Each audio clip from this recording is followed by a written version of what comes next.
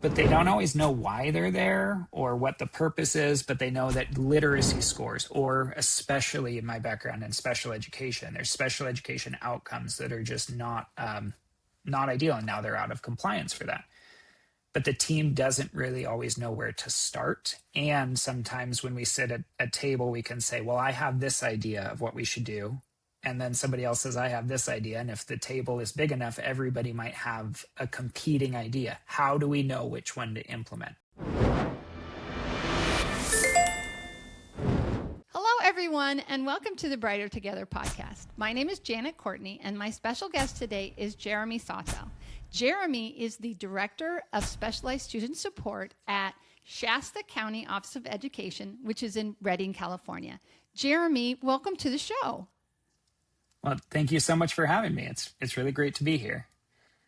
So, Jeremy, tell us a little bit about you and how you came to be the Director of Specialized Student Support, and maybe even a little bit about Shasta County Office of Ed. Absolutely. It would be nice to say that in education we wear one hat, but that's never really the case. There's always multiple roles and things happening and different asks. So for me, my background is in special education. I was a former special education teacher and did that for about eight years, and then was moved into what is this other opportunity out there in terms of like the larger system, because there's some different things in that classroom level where you're always wondering, like, how is it that I'm living in this ecosystem, and how did all this kind of come to be? And you run into some walls and you just want to see that. So I went into administration and was recruited into this director position, which I'm going on my 8th year here, which has been supporting. So I help support Northern California on a few projects, one of them, which is called the Geographic Lead Agency, where I co-lead coordination across the 11 northern counties of California, which is interesting. It's about 20% of the state geographically, because it's rural, but it's pretty massive. And then the other half and some of my other work being really school improvement based and systems improvement, and helping identify problems and work through different things with school teams and different organizations. And then I also support as the co-lead for the 9 northern counties for PBIS, which is positive behavioral interventions and supports in schools. So helping with all things behavior and student behavior related, and staff behavior at times. A lot of that too. Right. So PBIS is is it like a shoot off, or is it just under the umbrella of multi-tiered system of support, MTSS? Would you say they're like next to each other, or is it just one of the spokes of MTSS? I think that's a lot of the systems work I get to do is it's very amazing to me.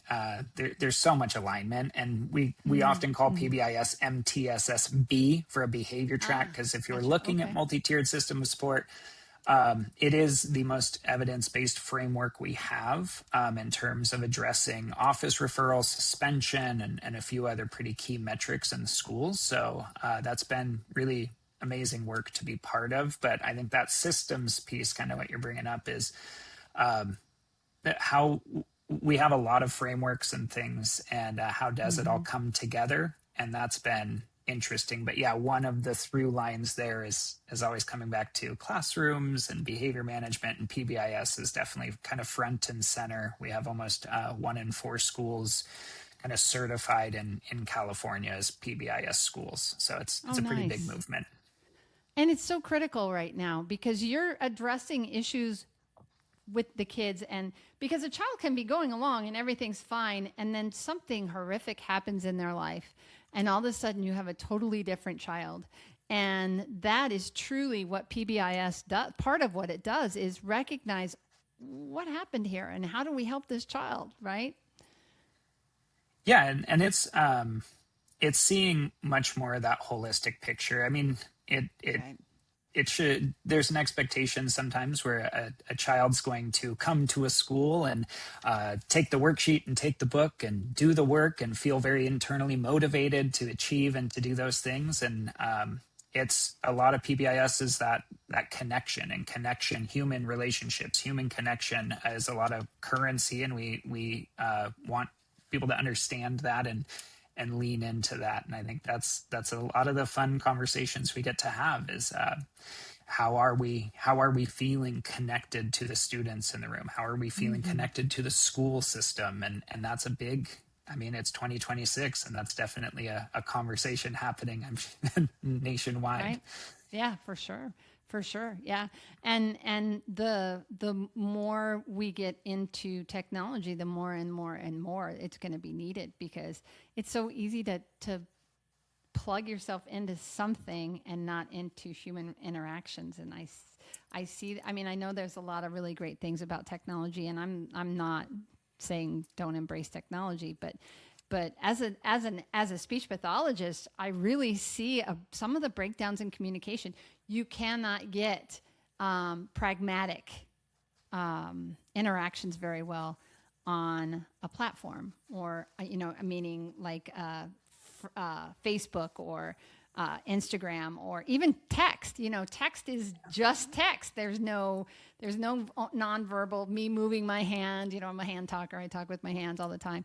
But those pieces that we lean into, the nonverbal communication just gets lost. And so I think that's some of what's happening with our kids.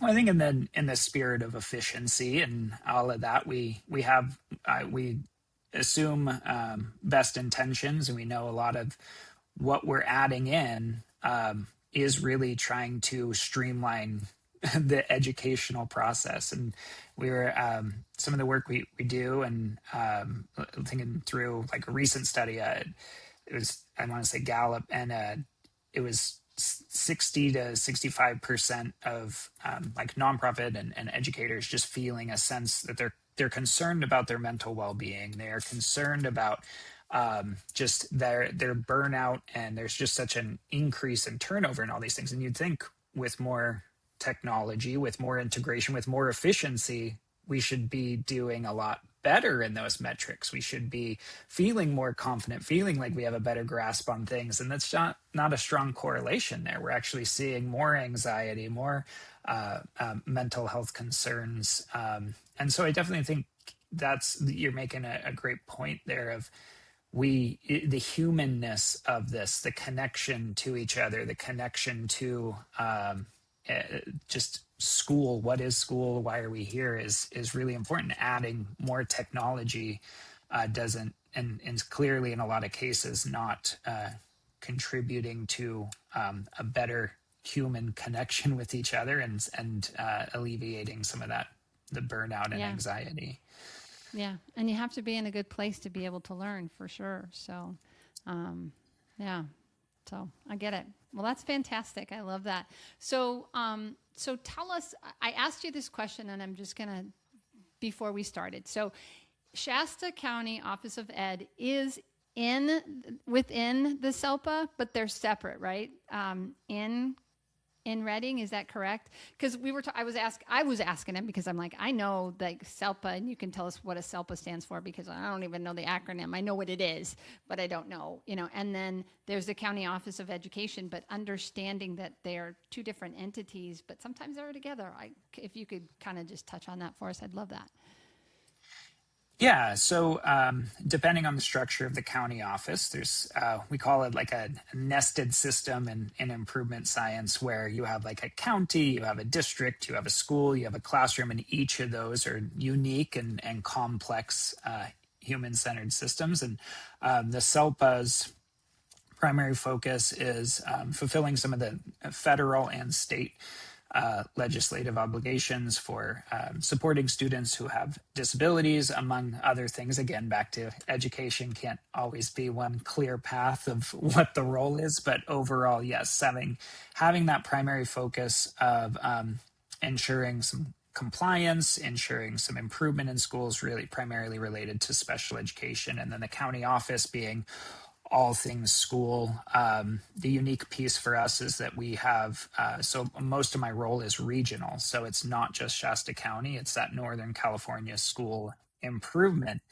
So I have that unique serving on some of the state leadership teams and things. I travel quite a bit and get to go into different schools and kind of see how things are surfacing across California, not just having that kind of, we are in a rural area in Northern California, but the problems and challenges are out there, but there's amazing things happening in places that you don't otherwise get to really experience or see unless you're in a position to travel multiple hours to get to these places. So that our role is a pretty widespread geography of support to school systems. So how did it end up landing in Shasta County versus, I mean, you cross county lines quite a bit if you're talking about the region, right? So how did that come about? Do you know? Primarily an avenue that's unfortunate, but also at the same time is an avenue of that connection is compliance. And so compliance work, when we have school compliance challenges, somebody is going out, we often hear, like, in quotes, the state is coming in, which is pretty fun for us to hear sometimes when like I'll arrive, and I don't think I come across as any level of intimidation, and I obviously hope not to, because I'm there to help. To help, right? Come to help, yeah.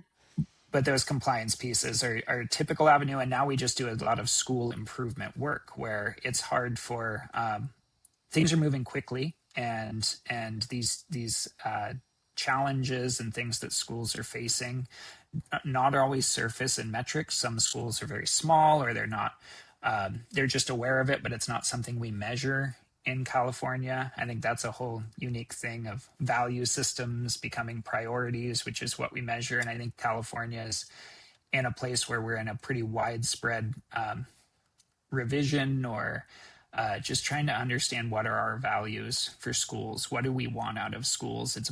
We're that explicit conversation is happening at some levels, and I think that's our just state in general right now. And so this compliance goes in for certain metrics, for certain things, but it always uncovers other things that we want to support with and help out, which is more of that whole child, whole community, and the health and well-being of all.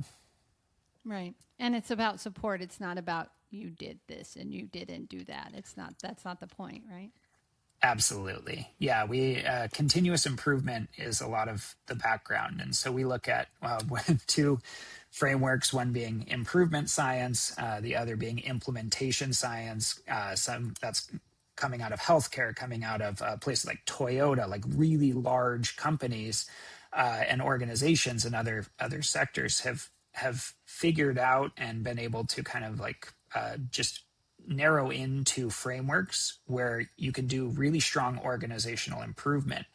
Education is pretty recent in the adoption of these, and education has a typical or history of whatever is kind of shiny or new this year. We hit the go button in August, we run through the year, see how it goes, and then we change things up the next year, and that's not sustainable. And we're seeing things in that more continuous improvement lens of how do we help a school really anchor in what is an area of focus, and what is the challenge, what are the successes we have, what assets do we have right now, what are our current initiatives.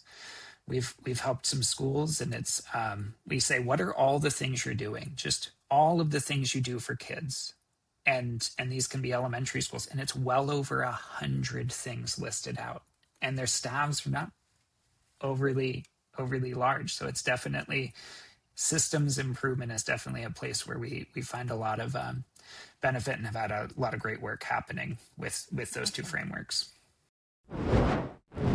What if every student could work with a therapist who brings not just credentials, but years of experience and wisdom to the table? At Lighthouse Therapy, most of our therapists have over 16 years of real-world experience. We don't just fill seats. Instead, we find therapists who've seen it all and know how to help. And every new therapist is paired with a mentor to help them guide them every step of the way.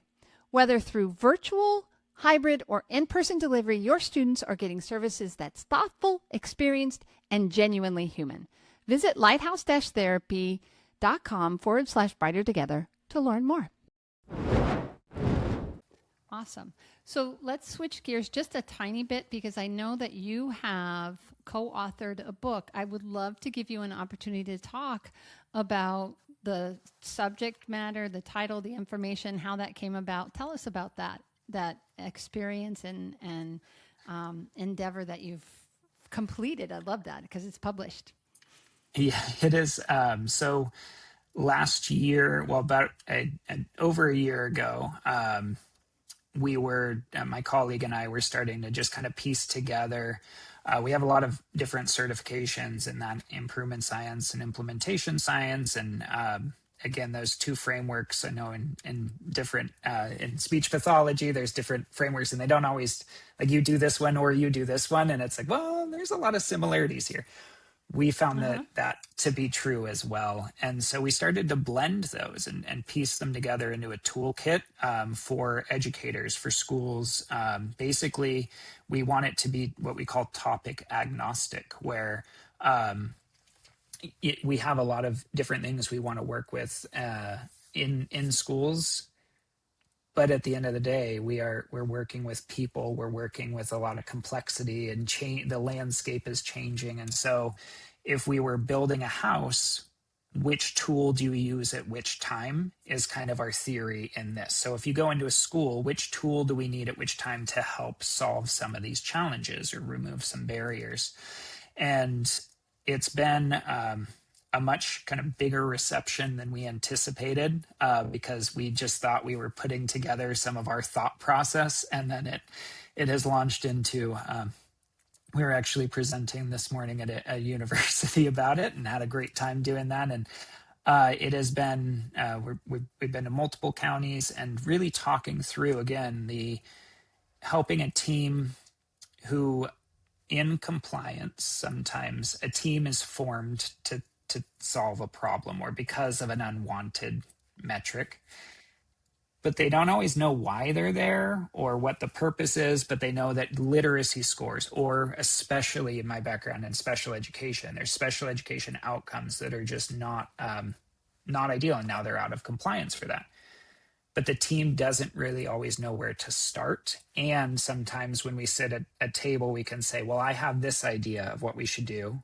And then somebody else says, I have this idea. And if the table is big enough, everybody might have a competing idea. How do we know which one to implement? How do we know how to move forward? They all have merit. And so our framework and the way we move through that is basically the vetting of looking at different ideas to help move things forward and really strategically building out a process, building out a system to measure, are the efforts and the things that we're doing having an impact or not, and seeing that.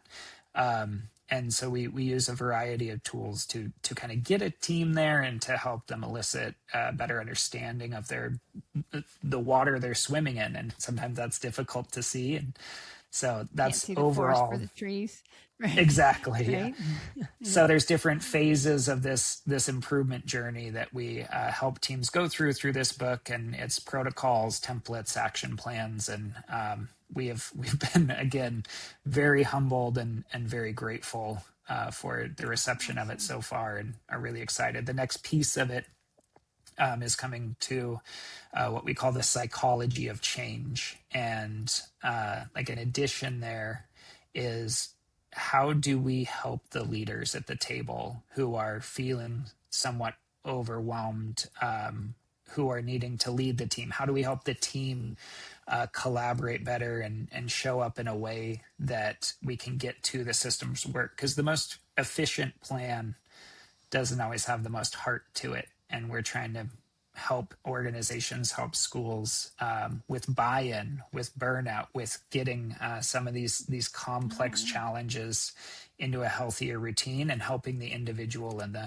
the the leadership team and the guiding team behind it just kind of be in the best places possible. A lot of that is coming from your field of mental health and the amazing work we learn from that. It's that integration into daily practice that we're really hoping to kind of compile and put into a usable format. So what is the actual title of the book, and where do people go if they want to find it? The Improvement and Implementation Playbook. And it is living in a few different places right now. The Shasta County Office of Education website is definitely our main place that it is. And then it's been adopted by CCEE's toolkit. It was the resource of the month for December, which is California Collaborative for Educational Excellence, which is a statewide organization and part of our kind of multiple tiers of government. So we were highlighted there in December, and so it's there. There's a few different avenues, and it's by design and a virtual book, and we want it to be iterative. We want to learn from it. We want, when you look at it, the tools and things in there to be updated and to feel like it's something that's kind of more alive than rather something we print. We do also want to publish a book about just more of like a novel side of thing, but for this toolkit, it's a digital playbook. But that's great. You've got, because you can really get stuck when you were talking about the people around a table, because I've seen it and I think I've been there. You can get stuck in paralysis of analysis. Well, I want to do this. Well, I think this will work better. Well, I think, and when you don't, and it's like nothing happens. It's like everybody feels like there's a need. And we leave the meeting thinking that we've got a plan, and then nothing happens, and that's frustrating for sure when you kind of get stuck. So I love the fact that you have a framework and you have a way for people to go, oh, hey, wait a minute, here's our ideas. Where do they align? How do we take this tool and plug in what we're experiencing and have a plan? That's fantastic. I love that. Yeah, I think so. When we have, we want to give merit. I mean, these are experts in the field who have ideas and things that they really see, but we all see different sides of the problem or of the system. And so one of the tools we use is called the Hexagon tool, coming primarily out of healthcare, and we can actually score ideas on a rubric. How is the idea evidence-based? Will it fit in the context? There's two different sides to the Hexagon. So we'll sit down with teams and say, okay, you have 6 things you want to try to help student literacy or this classroom or whatever it is. Let's kind of work through some questions. And by the end of it, we have 6 ideas with 6 scores. It's no longer me versus you or me versus the team or we want to keep this in a place where the relationships are home. Exactly. Or any power dynamics. We want to feel like a lot of this is in a place where it really comes down to what's likely to have the most impact. And so after about 20 minutes of that, we can show here's 2 things that look pretty good. Let's try these first. And then through this process, actually get data and check the fidelity of implementation and work through all of that. And we've had pretty phenomenal outcomes of what you're saying. That analysis paralysis definitely is a state a lot of teams find themselves in, and anytime we can create a path, it helps tremendously. And I love the fact too that you're leveling the playing field in a way so that you don't end up with just somebody at the top just dictating how things are going to go. And I'm not saying that there's a ton of teams like that, or maybe there are, and maybe there aren't. I don't know, but it happens, and it can happen. And if you're the low man on the totem pole, but you're at that table, you have some expertise. You're there for a reason. But if you're intimidated, I've never been intimidated by anything in my entire life, I don't think. But definitely, I'm sure I've intimidated people. But that's not true. Early on, I probably would have been. But you're early in your career, and you're sitting at the table, and you want to learn, but you're afraid to speak up because you've got all these people that have way more experience than you, but that doesn't mean that you don't have the right answer and that your idea may not be the best one. So you're giving them a way to say, hey, what if we look at this? And it really is a leveling of the playing field, and what is really going to be the most helpful, because you've done the data and because you've run the numbers and because you've got the experience, will come to the top. And honestly, when that happens, kids win, students win, schools win. And that's what we all strive for, isn't it? Absolutely. And that's like when we come back to the values conversation, like when a team is really anchored in their values of who we are, what we do, this is, and that's an identity, and not everybody has the luxury of being part of a team like that. But we can go in an easier direction. In absence of that, everything kind of does sound like a good idea. We're not really going in a common direction. And so that's a pretty critical piece, especially with the leadership of having them be able to just see that this is a team, and we can't as leaders spend our entire career being the best decision maker in an organization. That's not sustainable. It's not realistic. That's not really You're not always going to be right. Either. Yeah. It's not a leader. Right. Exactly. Yeah, it's helping create the space. Awesome. Well, wow, 25 minutes went really, really fast. It's been a great conversation. So where do people go? Give us again, where do people go if they have a question for you? Because I'm sure people will have questions.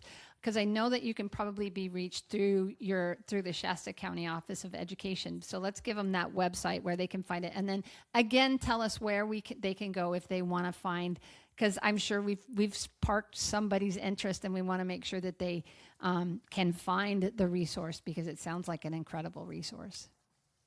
Yeah, we do.